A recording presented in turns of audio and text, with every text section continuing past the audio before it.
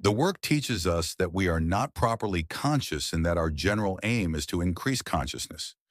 With regard to the side of increasing consciousness that belongs to increase of consciousness of oneself, when you go back in your mind into your past, do not try to see others in your life, but yourself. Try to see what kind of a person you were at different stages. It is easier to see other people in our memories because our senses record them. Our senses do not record ourselves, save perhaps that we had a velvet suit in childhood and a woolly lamb, and hated clean stockings which scratch so. All that is sensational and is stored in the sensory memory. But it does not show you that you were a very bad-tempered little child who used to lie on the floor and scream if you could not have your own way. You may remember screaming and lying on the floor, for these are sensations, but you will not remember that you were bad-tempered, because that is not a matter of the senses, but of self-observation. And if you have never observed yourself, you are possibly still bad-tempered and have not realized it. And similarly, if you were once smacked for putting out your tongue at your elders, you may not notice you still do so mentally. So these naughty children continue to live in us, and we are not aware of it. Now you will say, how can we see what we were like in the past if we never observed it? How can we remember what is not in the memory? It comes about in the following way. If I observe something in myself now and remember what I observe, I will become slowly aware of its having existed before I observed it. The observation begins to travel backwards in time, usually very gradually. But it may happen that one experiences a flash of consciousness extending far back into the past of what one has just begun to be conscious of now in the present. One sees one has always been like that. I do not think that a sudden revelation of this kind will ever come without considerable preparation. It is prevented from coming unless one is able to accept it without justifying or criticizing or being negative. It is not pleasant, but how can anybody expect to gain an increase of consciousness without being prepared to stand it? We resent every sort of reproof. We are so easily hurt that we are offended at the least thing that touches our self-love. Of course, we do not see all this. We imagine quite otherwise.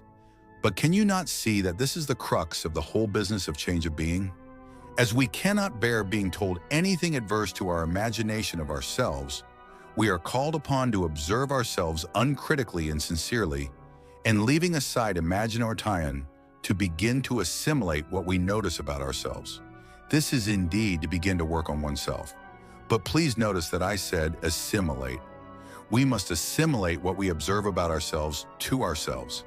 Let us take the question of an increase of consciousness of oneself from another angle. We have spoken before of what was called the intractable thing in ourselves. However we try to define it, it is due to a limited consciousness. This intractable thing blocks the fuller and deeper entry of the work. It admits it only up to a point, but enough to start on. Something will not give way further. Something will not do what is required. Something will not look where it should look. Something sulks, or something smiles coldly and says nothing. Or something shouts, I won't, I won't. What can modify this intractable thing that blocks the entry of the work? Now, the more a man works with what he has of the work and becomes more conscious of what he is and what he has been like, the more can the work enter him. But if one is beginning to become more conscious of what one is and has been like, something must be beginning to give way to permit it. I ask you all, if you have followed me up to now, to tell me what is beginning to give way. Is it pride and its resulting hardness of heart? Or love of power that will not yield? Or is it obstinacy? Is it contrariness? Is it pig-headedness or sulkiness? Or downright naughtiness? Or mere stupid? Iti or ignorance or what? Since increasing knowledge of oneself modifies it, its existence must be connected with ignorance. That is, with lack of consciousness, and therefore with lack of knowledge of the nature of oneself. It must, in short, belong to an unredeemed psychology, that is, to a man asleep to himself and the meaning of life, a man who simply takes himself for granted, a mechanical man who imagines that he is fully conscious and possesses a real unchanging eye and has all the rest of the illusions that prevent him from seeing his danger and struggling to wake up.